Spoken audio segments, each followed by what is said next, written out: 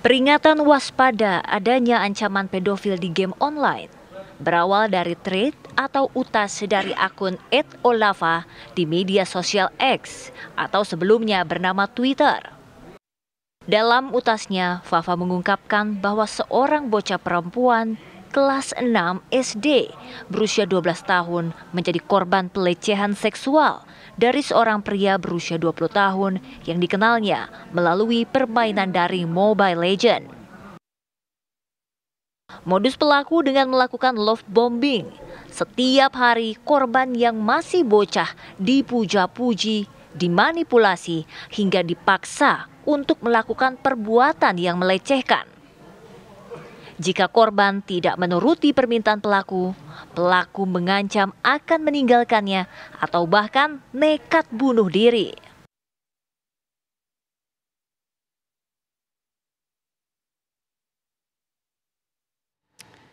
Ini mengerikan sekali ya, untuk orang tua harus lebih waspada karena tidak hanya psikologisnya yang terganggu, ini mungkin bisa jadi kesehariannya juga bakal terganggu. Kalau Ana sebagai orang tua melihat kasus ini seperti apa? Ikut khawatir kan, meresahkan juga? Tentu saja ini meresahkan, makanya kita akan hadirkan dialog kita dengan KPAI. Sudah bersama kami Pak Kawian untuk membahas dugaan kasus pedofilia terhadap anak lewat game online ini.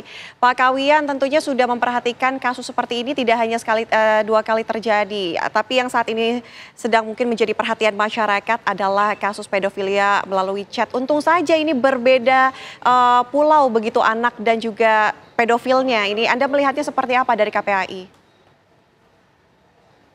Baik, terima kasih. Tentu kita prihatin dengan kasus tersebut ya, bahwa ini satu bukti lagi bahwa anak-anak memang merupakan kelompok usia yang sangat rentan terhadap berbagai bentuk kekerasan, baik itu kekerasan langsung maupun kekerasan yang dilakukan di dunia maya. Nah, ini sekali lagi harus menjadi perhatian untuk kita semua, terutama orang tua. Jangan mengizinkan, jangan membiarkan anak-anak kita berkenalan dengan orang-orang baru melalui handphone atau melalui media sosial, ya, atau mengizinkan anak kita untuk bertemu dengan orang yang baru dikenalnya. Ini sekali lagi kita sebagai orang tua harus waspada demi keamanan dan demi keselamatan anak-anak kita. Karena memang para pelaku yang bergentayangan di online itu melakukan berbagai cara, melakukan berbagai bujuk rayu agar anak itu bisa memenuhi permintaannya, bisa memberikan sesuatu yang dia inginkan, walaupun hanya dalam bentuk gambar atau video melalui alat komunikasi. Oke, Pak Kawian, ini kabarnya keluarga dari korban, dari si anak ini juga sudah melapor ke pihak KPAI. Apakah KPAI juga sudah menerima adanya laporan dari pihak keluarga? Sampai hari ini kami di KPAI belum menerima laporan atau pengaduan. Kami tadi baru saja diskusi dengan Deputi Perlindungan Khusus Anak Kementerian Pemberdayaan Perempuan dan Perlindungan Anak, belum mengidentifikasi bahwa kasus ini benar. Ya. Tetapi kalau kasus ini benar, ini tentu sangat memprihatinkan karena seseorang melakukan kekerasan seksual dengan mengobrol, mengajak dengan kata-kata yang sangat cabul kepada seorang anak yang masih berusia tahun, yang tentu saja secara psikologi, secara mental sangat berbahaya untuk anak tersebut.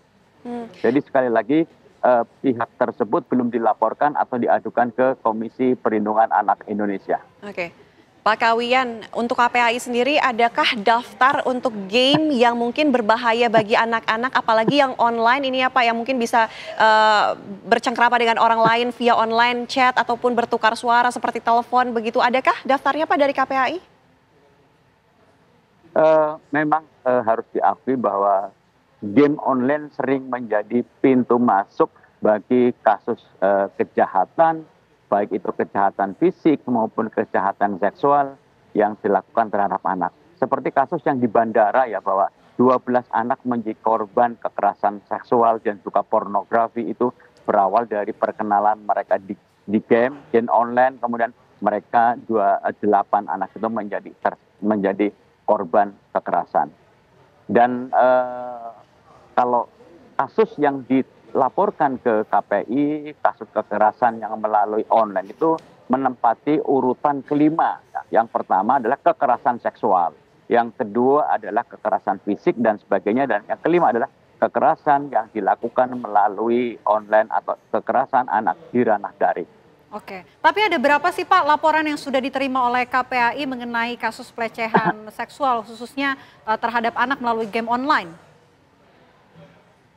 Kasus yang game online itu sebelum secara khusus ya, yang pasti antara game online, pornografi dan sebagainya, kekerasan yang dilakukan melalui ranah daring itu menempati posisi 5 besar. Oke, Pak Kawian, untuk pencegahan sebagai orang tua atau mungkin orang yang menjaga anak-anak begitu Pak, ini kan tentunya harus waspada ya. KPAI adakah himbauannya Pak? Ya tentu saja kalau kewaspadaan itu adalah gerbang terdepan adalah orang tua. Pemerintah sudah membuat kebijakan, misalnya kebijakan mengenai game online. Pemerintah telah membuat peraturan pemerintah nomor 2 tahun 2024 yang isinya mengenai kriteria permainan game. Ya, ada game untuk umur 3 tahun, 5 tahun, dan 7 tahun. Tetapi itu kembali juga kepada anak dan orang tua. Karena oke lah misalnya ada sebuah game yang ditunjukkan, ditulis khusus misalnya, game ini tidak untuk anak-anak. Tetapi kan mereka, anak-anak bisa mengakses. Kalau nggak dalam pengawasan atau bimbingan orang tua, bisa saja anak memainkan game yang bukan peruntukannya. Yang misalnya ada adegan kekerasan, ada adegan berdarah-darah dan sebagainya. Jadi sekali lagi, kunci atau gerbang terdepan adalah orang tua. Persoalannya adalah banyak orang tua yang tidak peduli atau kurang sempat untuk mengawal, membimbing anak-anak mereka supaya tidak menjadi korban dari kekerasan di ranah daring. Oke, Pak Kawian, ini saya mau kembali ke kasus sedikit Pak. Walaupun memang dari KPAI ini belum menerima adanya laporan dari pihak keluarga korban, adakah langkah ataupun tindakan yang akan dilakukan KPAI berkaitan dengan kasus ini Pak ke depannya? Pertama, tadi kami sudah koordinasi dengan Kementerian Pemberdayaan dan Perempuan dan Pak Deputi Perlindungan Anak menyatakan bahwa belum mendapatkan konfirmasi mengenai apakah konten yang beredar itu benar atau tidak. Yang kedua, kami sedang berkoordinasi dengan Kepolisian Republik Indonesia atau Baris-Krim dan juga Kementerian Kominfo untuk memastikan apakah benar akun tadi yang memuat percakapan seorang anak dengan seorang dewasa dengan kata-kata cabul itu benar adanya atau rekayasa si pemilik akun tersebut. Ini perlu diklarifikasi karena kami belum mendapatkan satu informasi yang memastikan bahwa konten yang disebarkan melalui akun X itu benar adanya. Oke, Pak Kawian, ketika anak sudah terpapar hal seperti itu, tentu psikologisnya juga akan terganggu ya Pak ya. Ini dari KPAI sendiri menangani anak-anak seperti ini akan seperti apa? Kemudian untuk orang tua juga penanganannya sebaiknya seperti apa Pak? Oke, tentu saja penanganan terhadap anak sebagai korban praktik kekerasan di ranah daring merupakan sesuatu yang sangat-sangat penting. Oleh karena itu, orang tua perlu merangkul anak, perlu melakukan pendekatan. Ini memang kalau jika terjadi ya perlu melakukan pendekatan khusus kepada anak, dibimbing ya, dipulihkan mentalnya, dihibur gitu ya, disadarkan, kemudian juga diedukasi supaya tidak dalam menggunakan handphone misalnya tidak menerima permintaan pertemanan dari orang baru, dari orang yang sebelumnya tidak dikenal. Jangan menerima gambar dari orang lain, yang hal-hal yang negatif lainnya. Oke, perlukah Pak untuk anak-anak ini untuk tidak bermain gadget terlebih dahulu, apalagi kalau melihat kasus ini korbannya ini masih berusia kurang lebih 12 tahun, Pak Kawian? Iya, sangat perlu ya. Jadi mungkin kalau itu terjadi harus kasus ini harus dijadikan momen oleh orang tua maupun anak. Oke, stop dulu main handphone, dialihkan dengan aktivitas-aktivitas lain yang bermanfaat, misalnya kesenian, baca buku, rekreasi dengan keluarga dan sebagainya. Sambil orang tua mengedukasi supaya anak memiliki cara berpikir yang positif, menyeleksi dalam hal bermedia sosial, dalam hal berteman di handphone dan sebagainya. Pak Kawian, adakah umur ideal? Karena ini menarik sekali bagi anak untuk memiliki gadget ataupun memiliki handphone. Ini baiknya di usia berapa, Pak? Agar terhindar dari hal-hal seperti ini. Karena pikiran anak-anak kan kadang masih bisa terguncang, terganggu, terpengaruhi secara gampang ya. Belum ada kata sepakat ya, tapi kebanyakan orang, para ahli dan psikolog itu merekomendasikan anak boleh memiliki gadget itu umur 13 tahun. Ya, umur 13 tahun. Tetapi faktanya kita juga harus berkoreksi diri ya. Kadang-kadang orang tua, anak belum berusia 13 tahun sudah memberi fasilitas handphone, sudah menyambungkannya anak dengan internet, dengan medsos dan sebagainya. Bahkan tidak jarang yang orang tua yang misalnya memiliki medsos, dia upload foto yang bisa berpeluang menjadi pintu bagi masuknya kekerasan terhadap anak. Kayak misalnya pedofil, misalnya mencarikan dari foto, dia melihat foto menarik, kemudian bagaimana caranya supaya berkenalan dengan anak atau yang fotonya terpampang di medsos tersebut. Jadi sekali lagi ini harus menjadi perhatian untuk kita semua, menjadi pelajaran untuk orang tua dan kita semua. Apakah KPAI ada rencana untuk kemudian menggelar sosialisasi, Pak? Karena ini penting juga untuk menjadi edukasi bagi para orang tua, mengawasi, memberikan perhatian kepada anak-anaknya untuk menghindari hal ini bisa terjadi.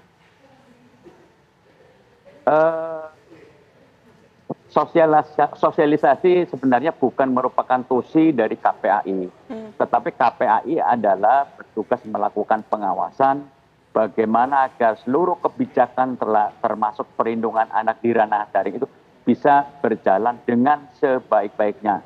Ini saat ini kami di sebuah hotel di Jakarta sedang melaksanakan FGD tentang efektivitas perlindungan anak dari pornografi, baik anak sebagai korban maupun anak sebagai pelaku. Nah, untuk mendapatkan satu rekomendasi bagaimana cara yang efektif untuk melakukan pencegahan pornografi di kalangan anak-anak.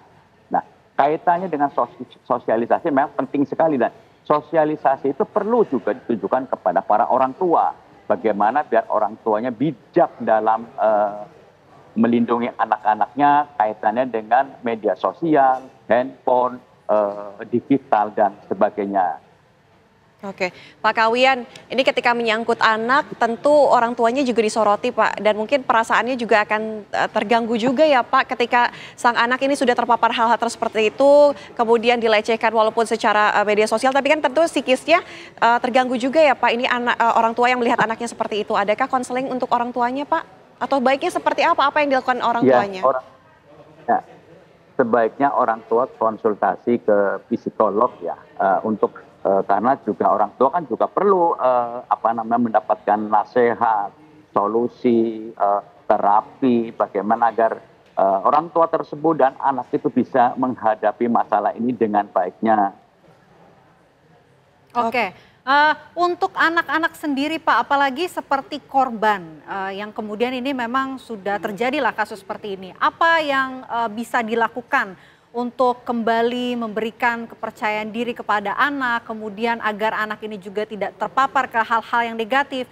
Harusnya ini dilakukan apa, Pak, terhadap anak-anak khususnya korban dalam kasus ini?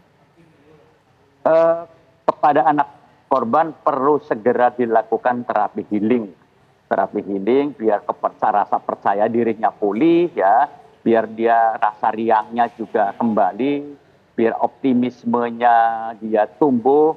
Karena terus terang kalau misalnya anak kan sudah down tuh mentalnya, psikisnya, karena diperlakukan seperti itu walaupun baru menggunakan setting, tetapi dengan kata-kata yang menurut saya super maaf ya, sebenarnya tidak layak diucapkan, karena kata-kata itu untuk ukuran film saja tidak itu senonoh ya, hanya Pak, layak untuk didengar, tidak senonoh. Jadi pasti anak itu mengalami satu gangguan mental yang cukup serius. Oleh karena itu sesuai dengan Undang-Undang Perlindungan Anak, kalau ada anak menghadapi hal seperti itu, perlu dilakukan penanganan secara cepat ya oleh pihak-pihak tertentu, orang tua. Kalau di daerah. Oke, Pak Kawian, untuk pengetahuan ini bagi orang tua juga untuk mengajarkan kepada anaknya bahwa hal ini tidak senonoh, tidak sepatutnya untuk diperlihatkan kepada orang lain atau hal ini tidak pantas dilakukan. Hal-hal seperti itu Pak baiknya diajarkan kepada anak ini mulai dari usia berapa Pak dari KPAI sendiri? Ya, kalau soal pendidikan itu, maafnya ada suara-suara dari luar ya. Untuk pendidikan seperti itu dari anak bisa dilakukan sejak dini dengan menyesuaikan tingkat umur, tentu dengan bahasa yang mudah dipahami. Misalnya ketika anak kecil kita diajarkan untuk memperkenalkan nama-nama bagian tubuh dari anak, dari kepala, kaki misalnya ya. Juga kita jelaskan ini bagian tubuh ini tidak boleh dilihat orang lain, tidak boleh disentuh orang lain. Saya kira ini sudah tingkat sebuah edukasi sudah sangat populer di masyarakat. Tinggal bagaimana kita mau mengajarkannya kepada anak-anak. Oke, tentu ini jadi kewaspadaan, perhatian juga untuk seluruh orang tua di luar sana untuk bisa memberikan perhatian kepada anak-anaknya, pengawasan kepada anaknya, khususnya bisa dibatasi ya penggunaan gadget di usia anak-anak. Terima kasih Pak Kawian sudah berbagi informasi di Apa Kabar Indonesia Siang. Selamat siang. Sedikit, Mbak. Iya, silakan Pak Kawian. Boleh sedikit pesan itu. Itu kan kata-kata yang ada di tampilan layar atau screenshot itu kan kata-kata yang tidak senonoh seperti Anda sebutkan tadi. Tolong jangan sampai ditampilkan di layar kemudian terbaca oleh orang. Itu bisa nggak boleh lah karena nanti juga ditegur KPI, Dewan Pers dan sebagainya karena tentu saja satu konten yang tidak senonoh. Baik, terima kasih Pak Kawian sudah berbagi informasi di Apa Kabar Indonesia Siang. Selamat siang. Terima kasih, salam. Ya, pemirsa usai jeda Apa Kabar Indonesia Siang masih akan kembali dengan menghadirkan informasi menarik lainnya untuk Anda sesaat lagi.